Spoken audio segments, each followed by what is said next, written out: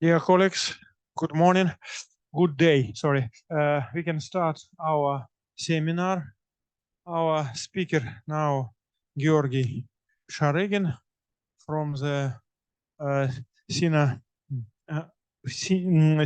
Rational Mathematical Center in Peking University, and from the Moscow State University.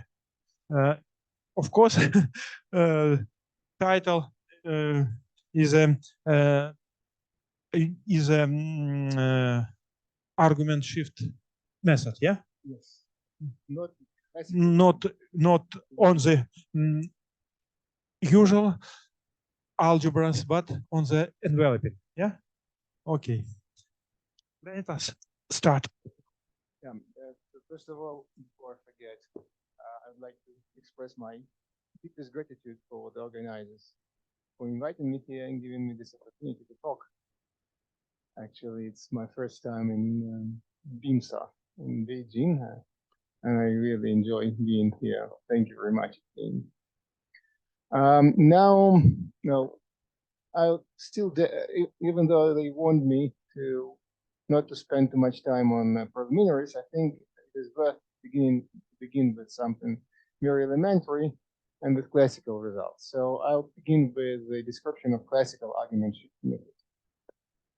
To this end, we fix a Poisson manifold M and let pi be its Poisson bivector. So pi is a section of the exterior square of the tangent bundle of M, and being Poisson means that the Schouten bracket of pi with itself vanishes identically. This is equivalent to the following. Let f and g be two functions on M, and we put the Poisson bracket of f and g, the pi Poisson bracket of f and g, to be equal to the value of pi on differentials of f and g. So this Poisson bracket verifies the Jacobi identity.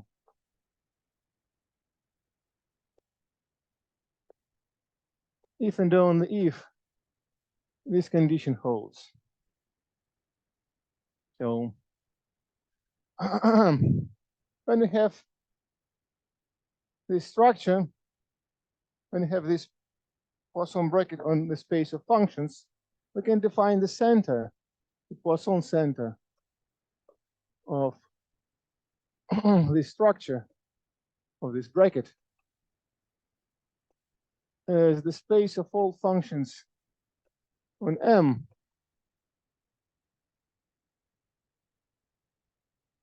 for which the bracket with anything vanishes identically.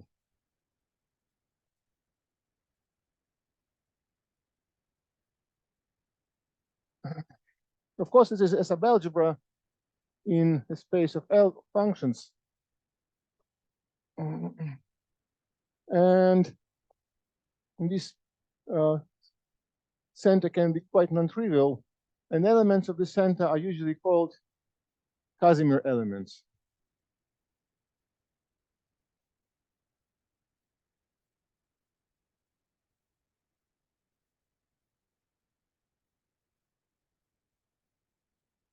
Of course, any two Casimir elements commute among themselves.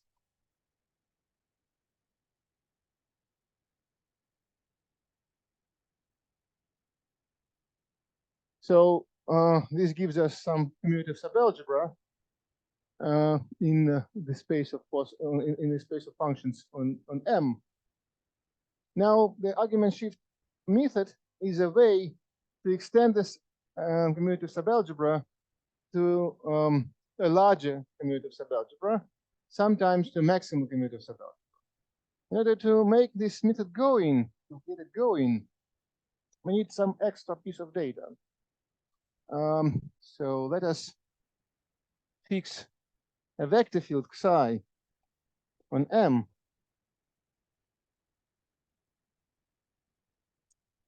But we need some very special condition to hold for the method to work. So this condition reads as follows. Consider the lead derivative of bivector pi with respect to this vector field. So first of all, we assume that this is non-zero. I will denote the corresponding bivector by pi sub psi. And the second condition is that when you do this twice, that is, if you apply the same lead derivative to pi sub psi, you get 0. So this is a quadratic condition, which sometimes is called Ninehurst condition.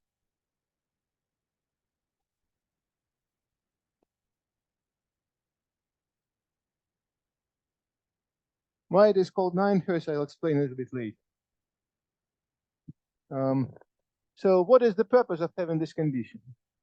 The purpose is given in the following simple proposition. I was told once that this proposition is actually due to Ernest Borisovich Winberg, but I couldn't find a proper reference in his papers. So we can call it folklore, but yeah, I'm not going to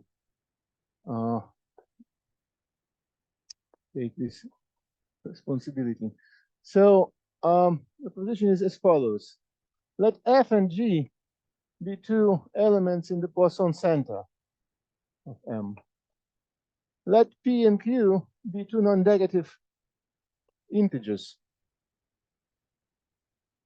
Take iterated derivative of F in direction of the vector field psi, well, P-fold iterated derivative, and take Q-fold iterated derivative of G in the same direction.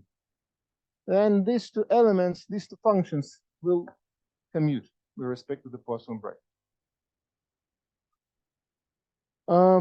Observe that, of course, if psi is such that the first derivative of phi vanishes identically, then the same will be true. However, in this case, these elements will be still in the center. So we do not get anything new in this way. However, if psi verifies these conditions, these two conditions,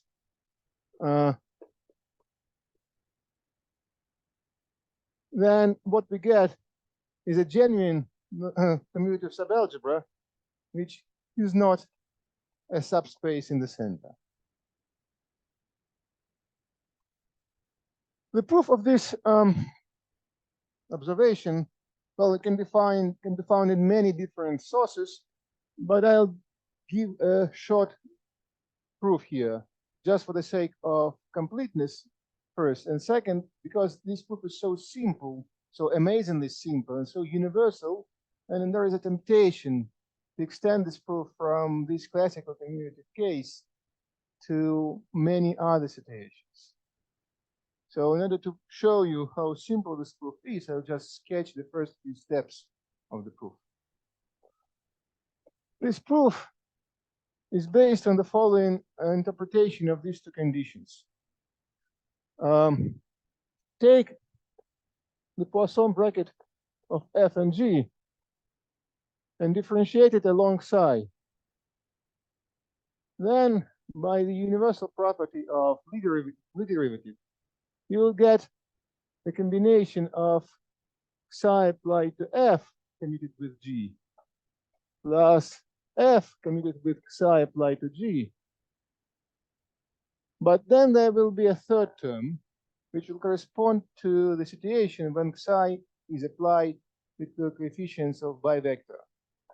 And as a result, you will get the Poisson bracket with respect to pi sub psi. So I will abbreviate this just to pi psi, in the bracket with psi.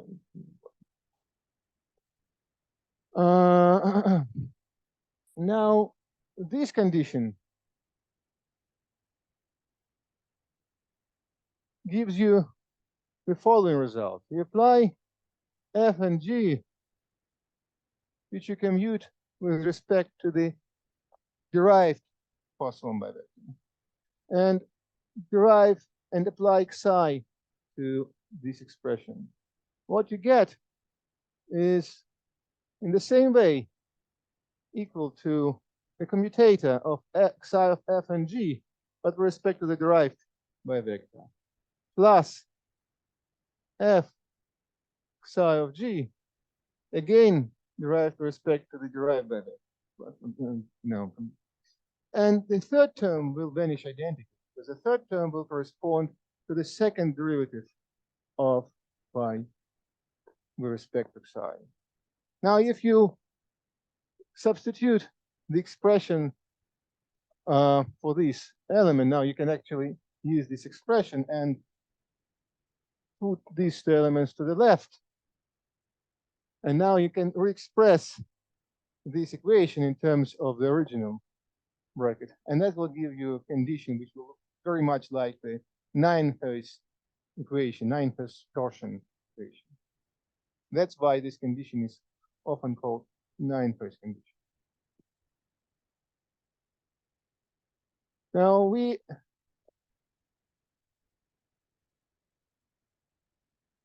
they're compatible, and well, they're always compatible even without Ninehurst condition. Ninehurst condition is necessary to make sure that phi sub psi is indeed Poisson by vector.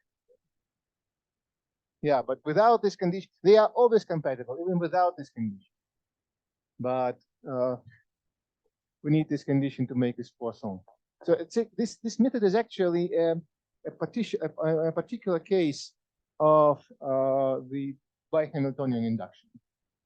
But in this case, there is a very explicit, precisely. Yeah. So, but in this case, since we have this vector field, we have a very explicit way of making this induction going. And let me do the first step. So we begin with the equation that f and g commute, because f and g are from the center. And you apply psi to this equation, and you get 0 on the left because f and g commute. On the right, you'll get psi f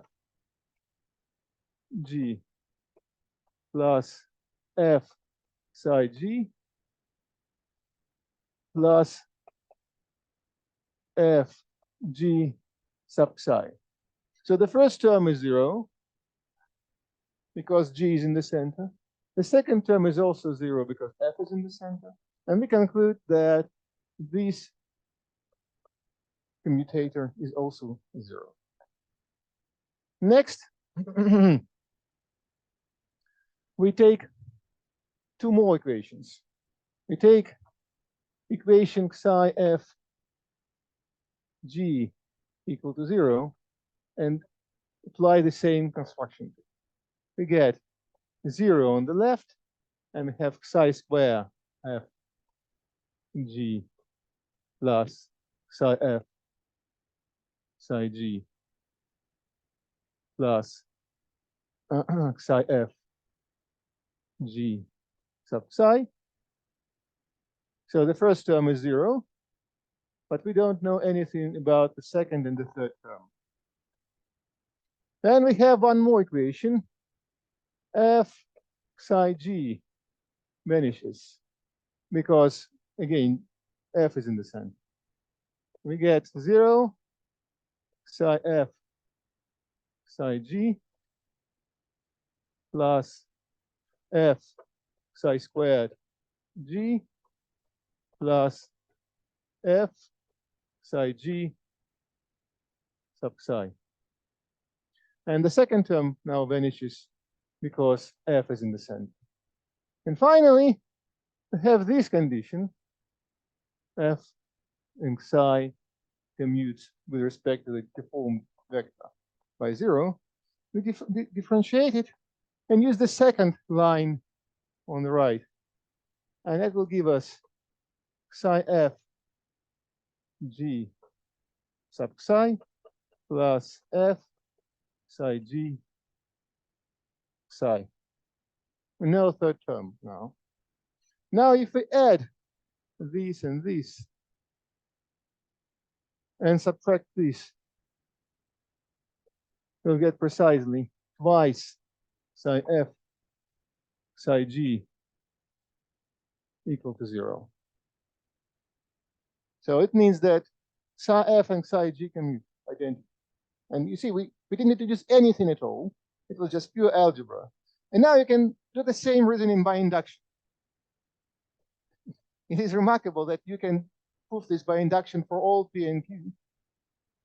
And in fact, you will not need so much as the Jacobi identity, not even the anti-commutativity, not even linearity of these operations, nothing. It is just a pure algebraic proof. You can apply it to anything, and it's very tempting to apply it in a situation which I'm going to describe further. Yeah, where is this? Oh.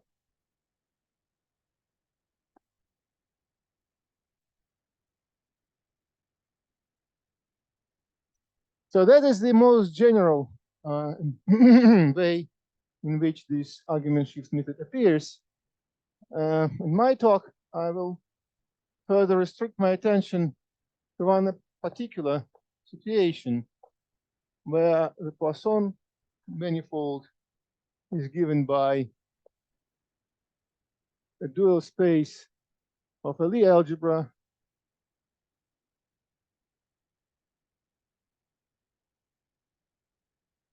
real complex doesn't matter, and the Poisson bivector is given by the structure constants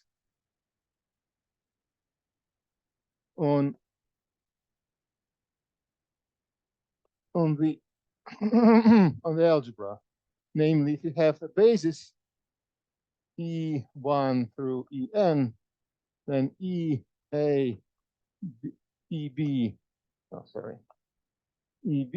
commutes by CABC C sub EC. So X are the coordinates with respect to the dual basis in G hat. So you can actually identify them with elements E1 through En. So actually there is not a difference between these elements XA and the elements between the coordinates XA and the elements in the Lie algebra. As you see, the coefficients of this bivector are linear.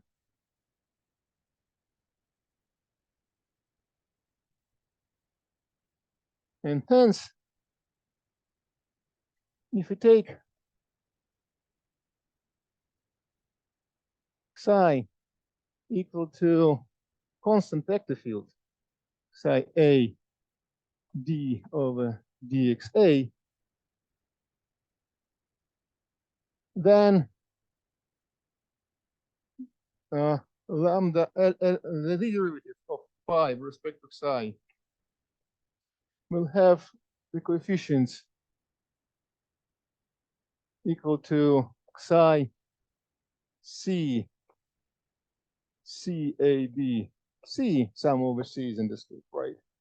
And since this is already constant, is the second derivative of phi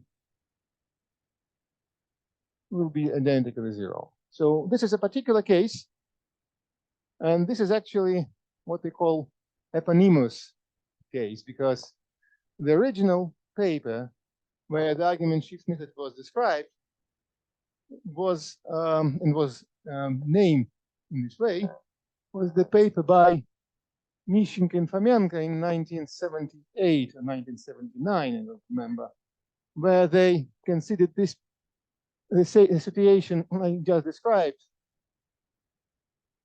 And they also proved that if the vector field psi equal to psi A d over dxa, which you can actually identify with an element in G check, right, by duality. So if this element is regular,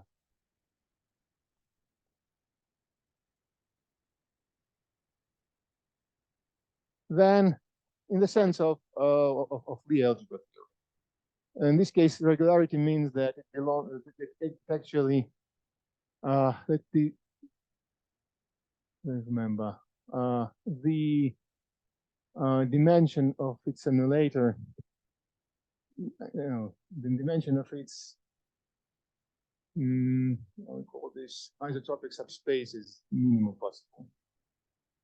Yeah, dimension of isotropic subspace is minimum possible. Then the subalgebra you obtain in this way, and they denote it by A sub psi. This is the algebra spanned by iterated derivations of elements in the center.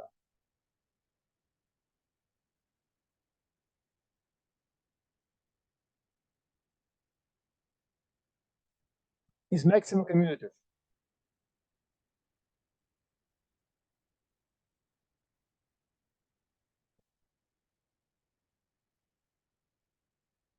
Maximal with respect to the inclusion. Before I proceed, I probably need to explain that the center of the Poisson center in this case is very well known. Well, first of all, I'll restrict my attention to polynomial functions.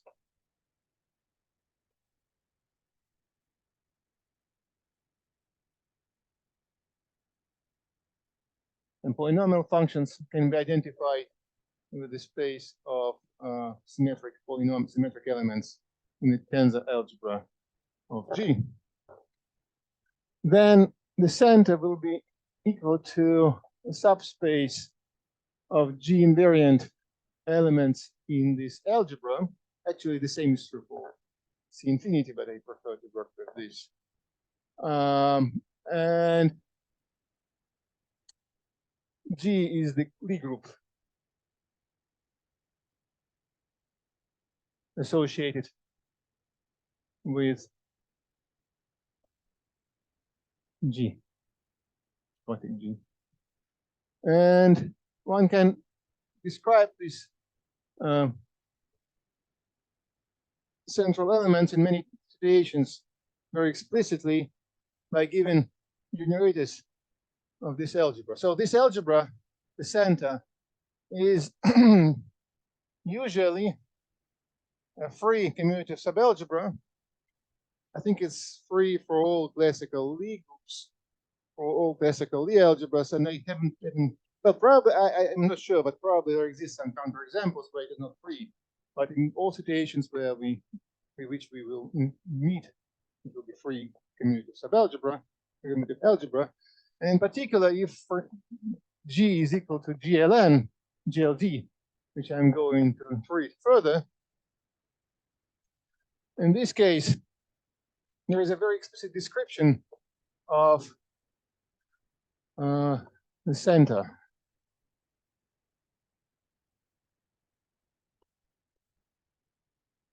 Namely, I'll fix notation E, I, J be the generators of the Lie algebra GLD. I, J derived from 1 to D. And the commutation relation is given by E, I, J commutes with E, P, Q by delta J, P, E, I, Q minus delta I, Q, E, P, J. And actually, it is the same as the Poisson bracket of EIJ and DPQ, and you regard them as elements in symmetric algebra of GL.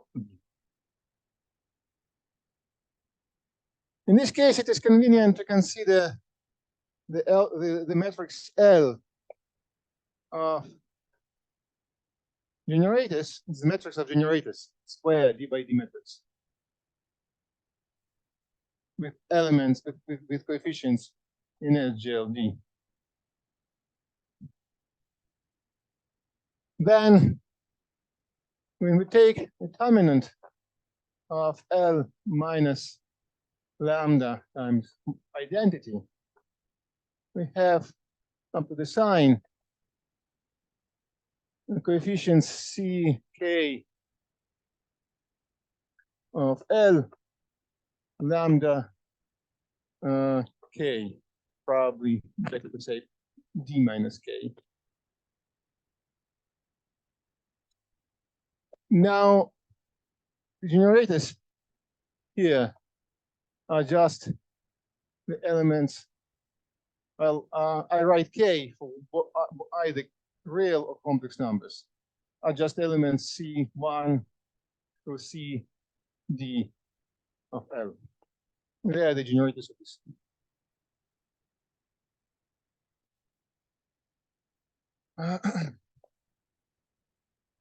Now, I think I can erase it here because this is technical, although it is pretty interesting. And I better use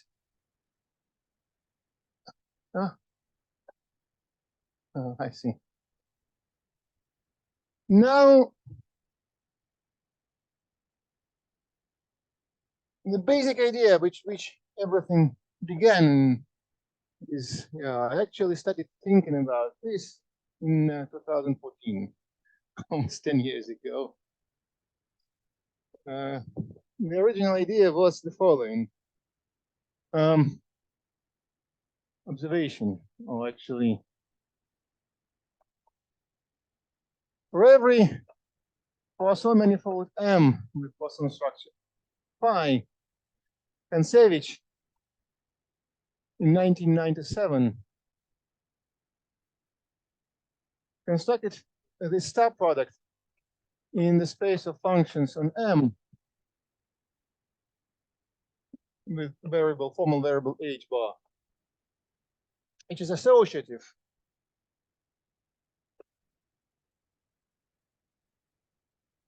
Which deforms the usual product in this algebra, and which begins with the Poisson bracket.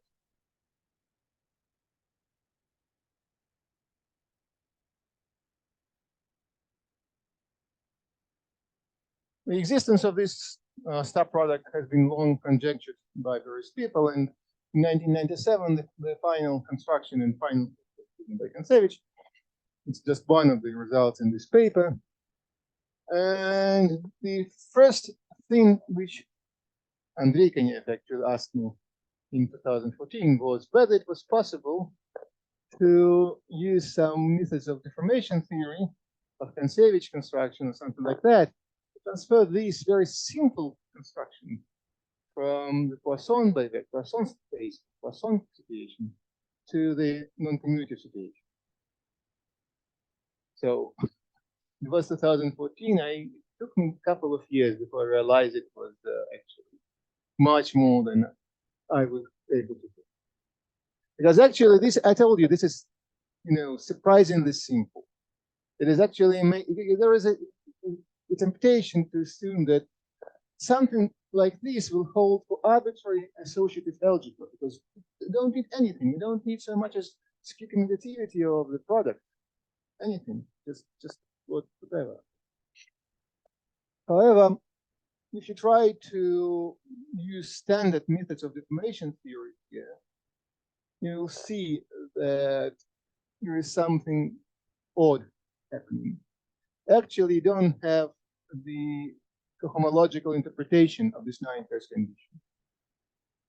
This condition is actually cubic when you try to expand it as some condition on the star product and on the vector field.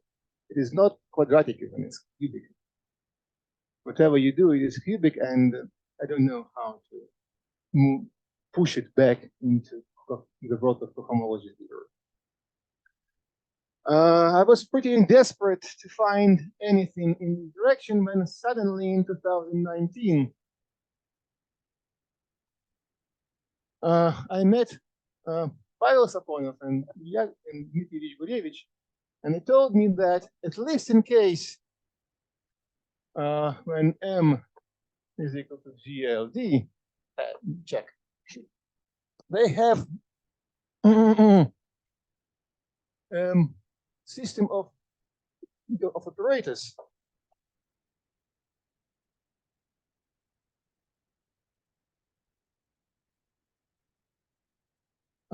Partial ij, which somehow lift usual partial derivatives in the symmetric algebra to the universal enveloping algebra. And it is quite what we need, in fact, because if M is equal to G check, then Kontsevich himself proved that this algebra, let us call it A of M, A of M, is isomorphic to UG, universal enveloping algebra. Well, of course, you need to assume that you only take polynomial functions here. You then set H equal to 1, H bar, and so on. There are some technical details. But actually, if you put this, for instance, in quotation marks to be very accurate, then this is true. So the first thing I asked Pavel Safonov was whether it was possible to use this J by introducing coefficients psi ij d ji hat, sum over both I and j assumed, as denoted by psi hat, in the same way. So the question is, sorry.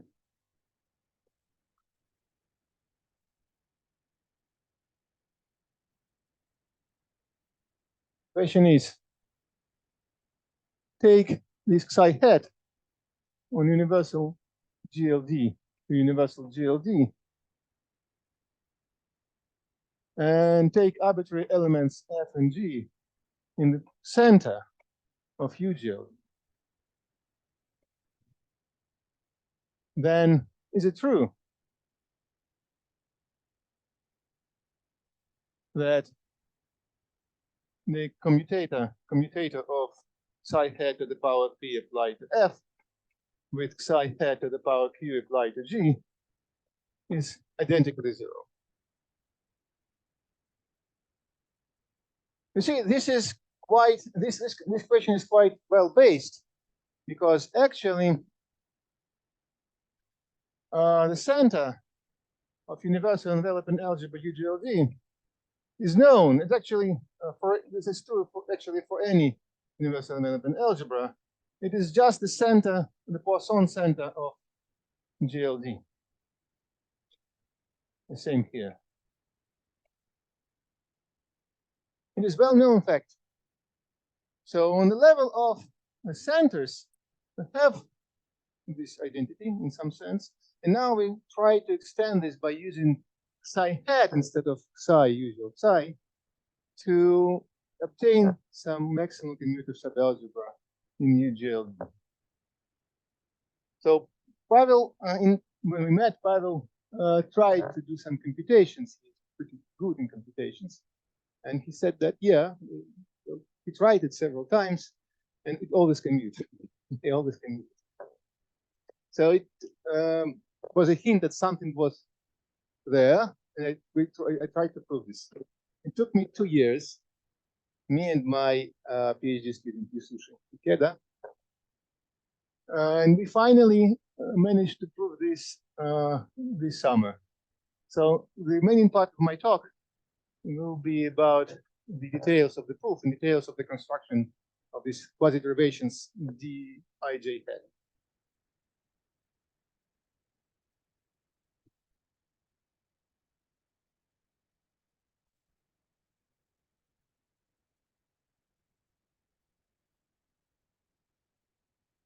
So first of all, let me speak about the construction of dij hat. There are different ways to introduce them. They can be obtained from the Drinfeld double construction. They can appear from some construction in differential operators on Lie group GLD. They can be obtained from some algebraic construction on just universal envelopment algebra.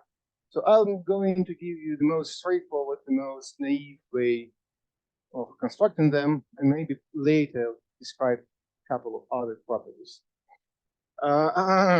So the most naive way to define these operators is by giving the list of their properties. So here is the list. Proposition. They exist a uniquely defined set of operators d hat ij for ij from 1 to d, such that first d hat ij of scalars vanish. Second, d hat ij applied to e and q is equal to delta jp delta iq. You see, there is some transposition. Yeah, I'm used to writing them down with upper and lower indices, so I might make some mistakes here, but I hope you'll forgive me. And the third and the most important axiom is the following: the twisted Leibniz rule.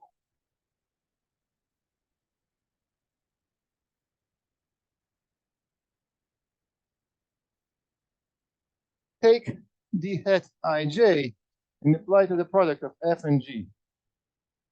What you get is d hat ij applied to f g plus f d hat ij g. So this is the classical Leibniz rule, but then there comes the correction term plus sum over k from 1 to d d kj at of f d at ikg. This is not a unique way to define such operators. Actually, in the original paper by by Saponov and Gurevich, two sets of such operators were suggested.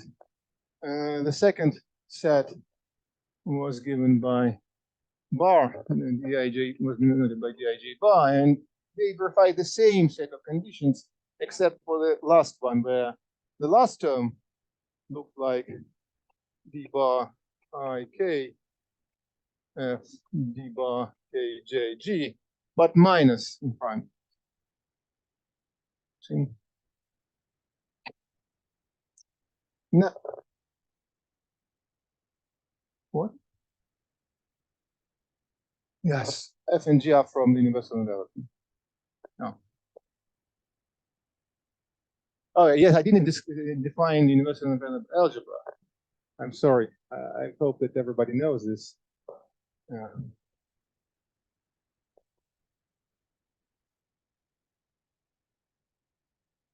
Now, I'm raising a very important condition. Now, so the proof that these operators exist and are unique now can be obtained in pretty naive way. You just check that these axioms define operation in this in a unique way, and this unique way is actually not contradictory. So first of all, you see that every element f in universal envelopment algebra can be, in a not unique way, presented as the sum of monomials ei1, j1, eik, jk. So now using axiom 3, use axioms 1 through 3, actually 2 and 3.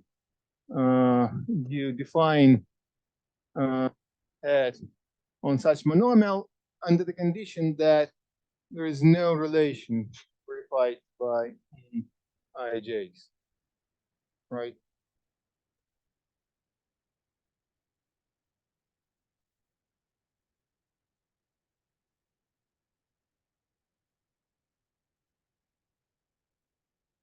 It's actually very easy. But even here, there is some actually trick hidden, because you need some there is one condition which is hidden in the formula and which is not evident without this formula.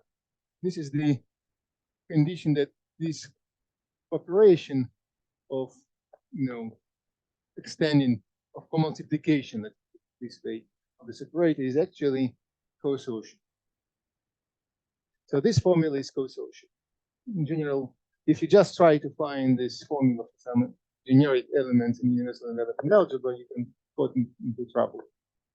So this is well defined, and then you check that the Ij hat applied to the commutator of E A B E C D minus E C D E A B minus delta B C E A D minus delta A D E C B is equal to 0. So you do this just by straightforward computation, and it's easy. And that gives you proof that these operations are well defined and are actually uniquely defined.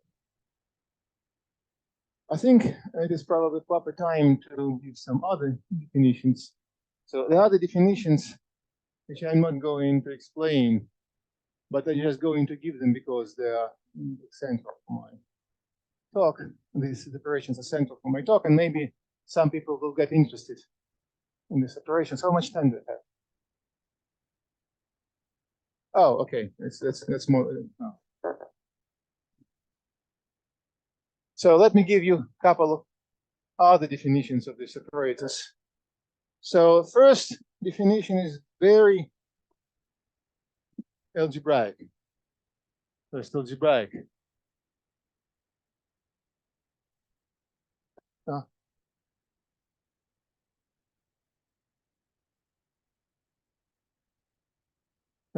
Yeah, these are different sets of generators. There are different sets of generators in the center of the universal enveloping algebra UGLD. I describe the center, which describe the set of generators as the coefficients of the universal characteristic polynomial, symmetrized in this case. But there are also other sets of generators. The one you mentioned here is another set of generators.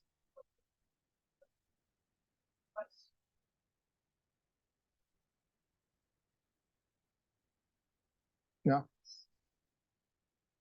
Yeah. Yeah. That's pretty unexpected.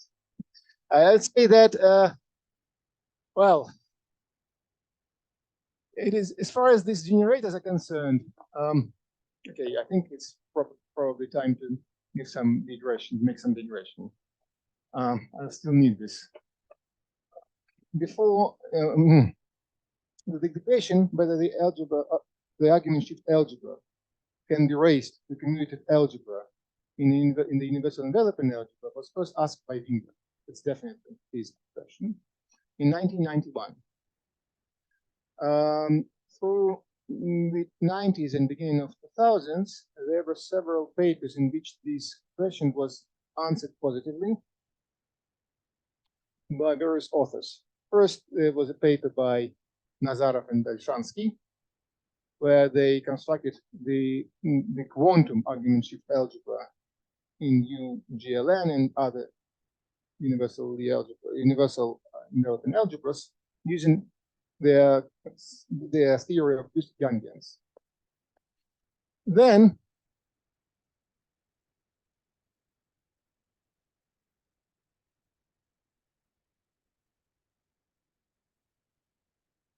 there was a paper by Tarasov. I don't know his name. He's either Alexei or Alexander. No, different. No, different Tarasov. Vitaly Tarasov is different, man, and he is pretty well known. But this I only remember his initial. Alexander, right? He used to be a student of Weinberg in the beginning of 90s, but I think shortly after he's published these papers, he either quit mathematics altogether or he works in some obscure position somewhere in Moscow. I don't know. But I heard that he was working in Gubkin Institute. I heard about this. Yeah, very, yeah. Just a couple of papers. So what he did was the following very interesting observation. Just take this particular set of generators of the center of the Poisson center of GLN, GLD, and use the usual commutative partial derivative of these elements with respect to this vector field, right? Then symmetrize the results. And what you can get will be commutative family of elements in the universal enveloping. If you try to do the same thing with other set of generators of the center of the Poisson algebra, it will fail. They will not commute. But if you just do this with this particular set of generators, this will work. Then there was a series of papers by Rybnikov, actually 2 or 3 papers by Rybnikov, who speaks about the properties of these quantum argument shift algebras. In particular, he gave a very popular nowadays construction of to raise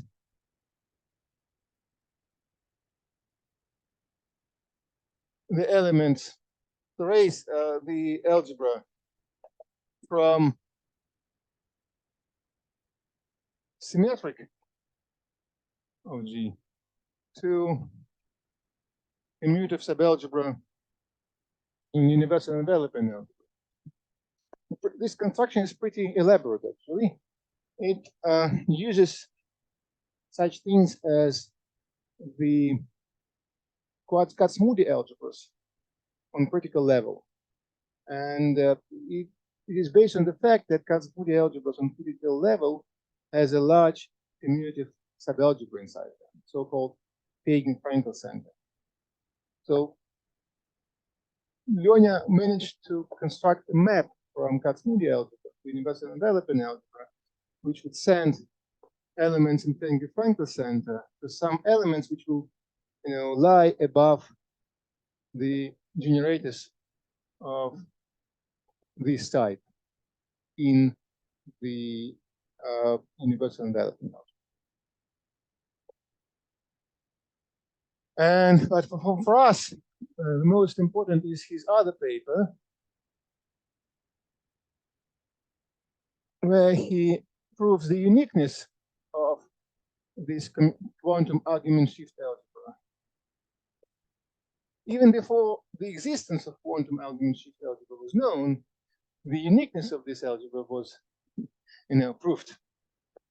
A at psi is unique if it exists,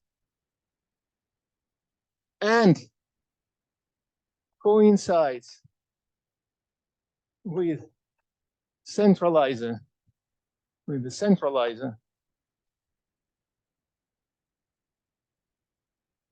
of certain set of elements.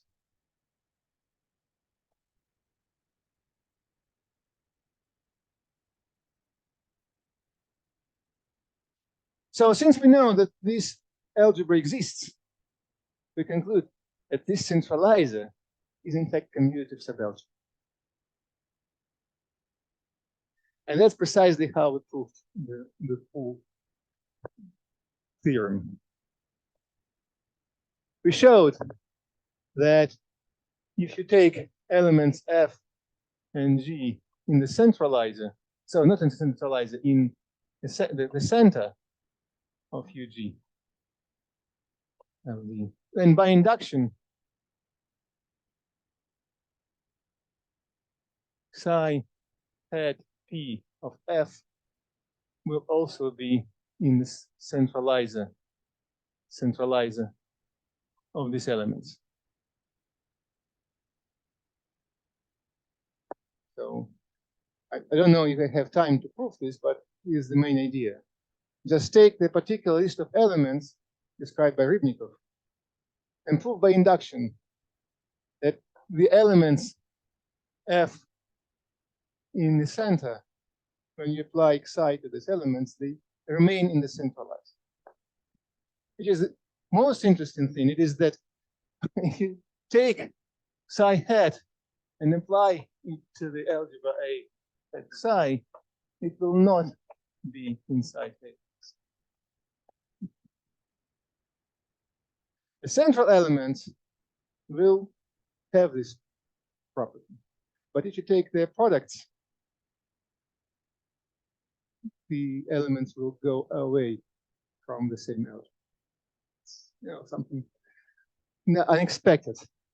Okay, so let me, yeah, pretty unexpected. So let me give a couple of, I think I'm not going to give you details of the proof. I don't have time for it. And actually, the proof is pretty straightforward, and it's well written, very accurately written in our paper joined with. Sorry? A proof, which I mentioned here. A proof that this, the proof of the question. The proof that the elements in the center, if you apply psi hat to them, they remain in the centralizer of this set of elements. This is just, an exercise in induction. There are some tricks you need to prove it. There are some tricks, small tricks you need to make it going, get it going, but otherwise it's pretty straightforward and naive. So I'll speak about these operators because they're actually quite interesting and quite, in my opinion, central for the whole theory. And they're not, I don't think that this definition that we gave is actually the ultimate one. Because first of all, because of this strange property, we have no explanation. Even the proof of this question is based on Rybnikov result rather than on independent proof that the elements of the prescribed form will commute with each other. We don't have any proof independent of Rybnikov's description, centralized description. If you try to extend this proof from GLD to other classical Lie algebras, you will fail. You can find this in this subsequent paper, joint paper with Alexander Molev and Y.Ikeda. It was published in the end of, in the beginning of October, or in the end of September, in archive. So if you take G instead of GLD, then you can try to restrict D hat Ij to universal envelopment of G. If you embed universal envelopment of G inside GLD by taking some nice representation of it, it is possible. And then you try to use these restrictions, D hat Ij double hat, on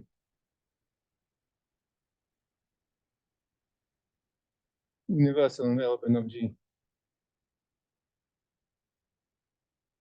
And it turns out that this is not true. If you do this, if you take these elements and try to prove the same result,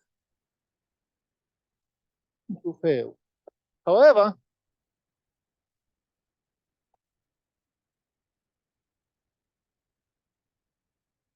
if you take this particular good set of generators,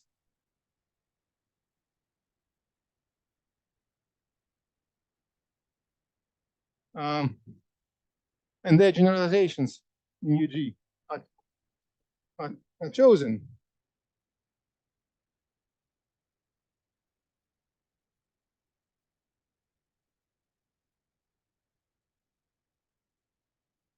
then this method works. So if you take any element in the center of G and take the restriction of Dij to this algebra, then it is not true that the elements you obtain would be in the argument shift algebra, quantum argument. But if you take these particular elements, then it is true, and you still get some nice way to produce elements in the argument shift algebra from this kind of deformed differentials. So let me again conclude my talk with a description of these operators in some other terms, which I believe is quite interesting for people because it gives you some freedom of interpretation, some freedom of generalizations, and so on.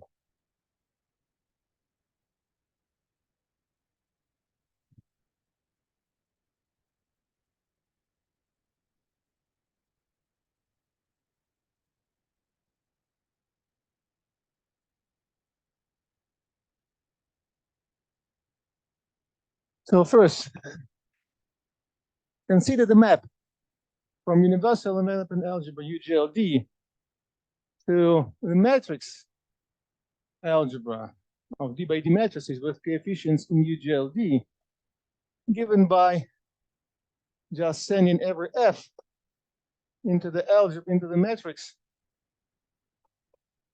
given by the Kronecker symbol times F plus D hat Ij times. So roughly speaking, it is you take the algebra of partial quasi-derivatives and add the identity. You can define this to be theta of F. It is easy to see that theta is actually a homomorphism.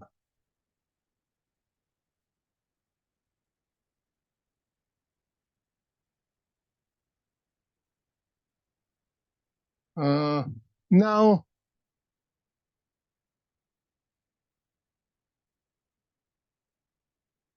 the first and purely algebraic way to describe quasi-derivatives is through the identification of theta with certain construction in universal development algebra. So you take universal development algebra, UGLD. First, you take coproduct of this algebra, and you end up in the tensor square of UGLD. Well, it's the usual coproduct which sends the generators to 1 times x plus x times 1. And then you take the standard representation of the left, for instance, leg, because there is no difference between left and right because it's co-commutative. You take the left leg representation of UGLN, of UGLD, and identity on the right. And you end up in matrices. So, of course, this is again a homomorphism of algebras, and it is equal to theta. So now, if you want to obtain such quasi-derivatives for arbitrary algebra, a standard representation which sends Eij to the matrix unit. Oh.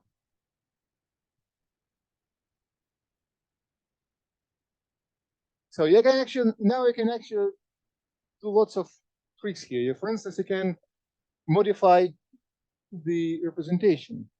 If instead of usual representation, you take the adjoint representation, you will get D bar, Dij bar, the second set of generators of partial of quasi-derivatives of derivatives and so on. But you can also take representations of other degrees, of other dimensions, and still get some operators. And well, not very much is known about the properties of corresponding operations on the level of universal development algebra. That's one way to describe this. And now here is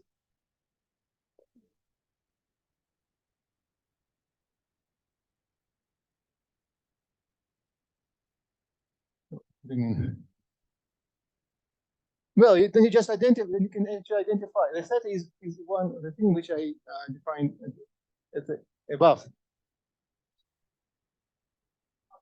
Yeah, then it will be theta bar, for instance, theta cube.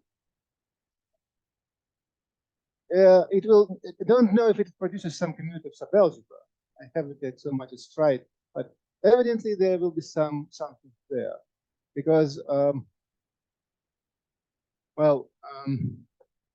don't know how to explain this without going deep into details. Actually, there is a relation. As I told you, there is this quantum double construction. And quantum double, in some sense, means that you take the contractions between elements in universal enveloping algebra and the functions in the group. So functions in the group that you should take are characters of representations. So the condition, I believe that, well, I didn't actually so much as wrote this down, but I would say that if you take characters of representations, you get commutative elements in universal enveloping algebra. But there are lots of conditions you need to take care of. So the complete theory of this sort of operators, I don't know anything about it. It is pretty, wide open. You see, there are lots of details which are missing here. You see, I don't know why. What is there anything you can do to avoid this property? Is there anything to be done to make these operators on other universal enveloping algebras work properly? Again, if we leave the domain of the algebras and universal enveloping algebras and go straight to the general Poisson manifolds and Kontsevich quantization of them, whether anything can be done there, that's just mystery for me. I don't know. There are lots of questions actually in this area which are, quite interesting, intriguing, but I have very little to tell you now about this, except that, well, we are working on it. That's the only thing I can say.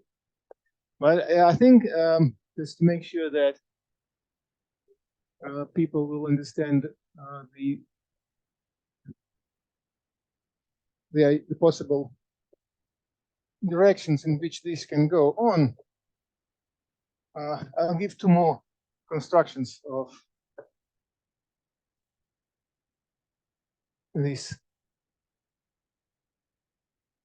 So these operators. So the second construction is as follows.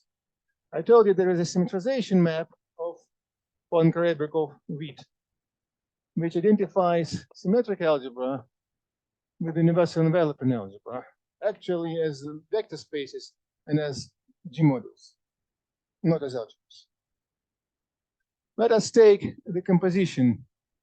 Take SGLD, take sigma here, we end up in UGLD. Take this theta and end up in matrices of UGLD. And then you take this sigma minus first, of course, I mean element-wise, sigma minus first. Mat D of SGLD. Now we can actually identify this composition.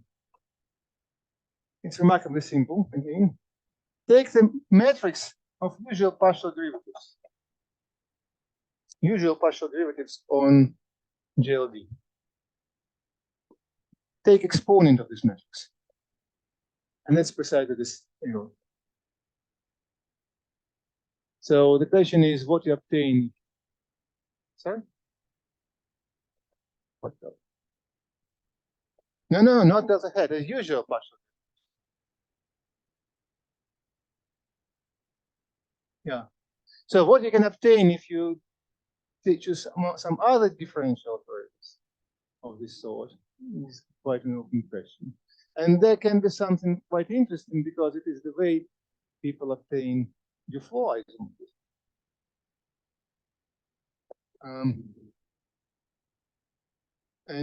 But this is again some kind of algebraic construction. And finally, I think I can give you some purely analytic construction of the same operator.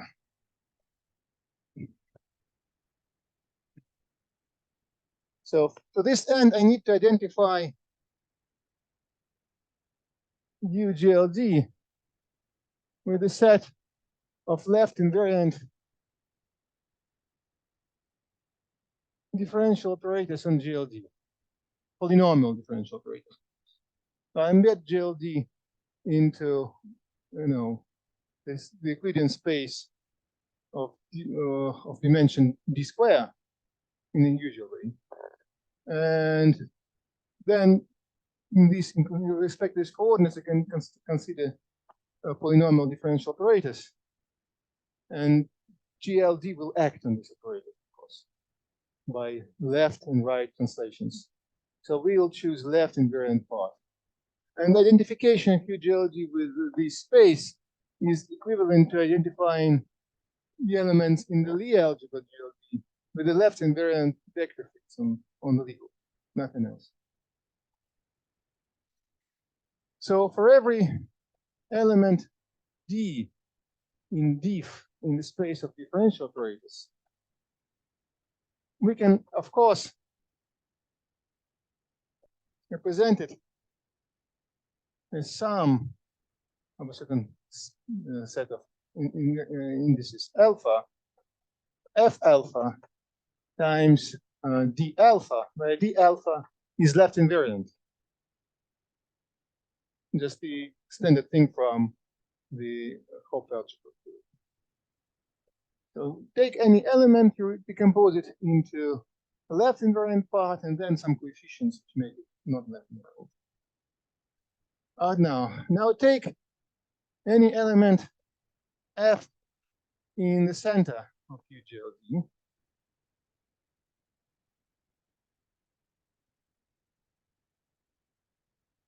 Take, so it is an element in diff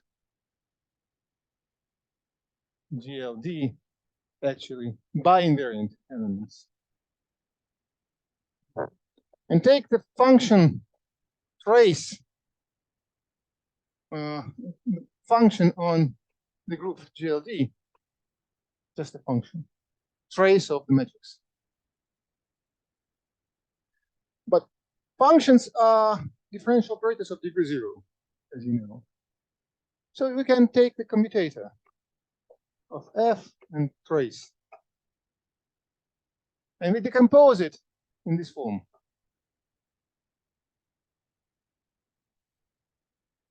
Now the claim is that psi hat, so let psi be an element in GLD capital, the matrix, invertible matrix in this case. And psi hat applied to F is equal to the sum F alpha of psi d alpha. So that's argument shape. You actually take this decomposition and shift it from the unit to psi. So it means that there is some analytical side of the story again, but I really have very little idea how these can be used. It is not very surprising that there is this analytical side of the story, because, for instance, Dufour isomorphism can be treated both analytically and algebraically. The original paper by Dufour was purely analytical. So he used some kind of Kirilov's integration formula to obtain this, algebraic construction of this. So this is probably this algebraic side of the story, analytic side of the story in this case. But this is just barely on the surface, but just barely scratching the surface of this whole big body information. Okay, that's all.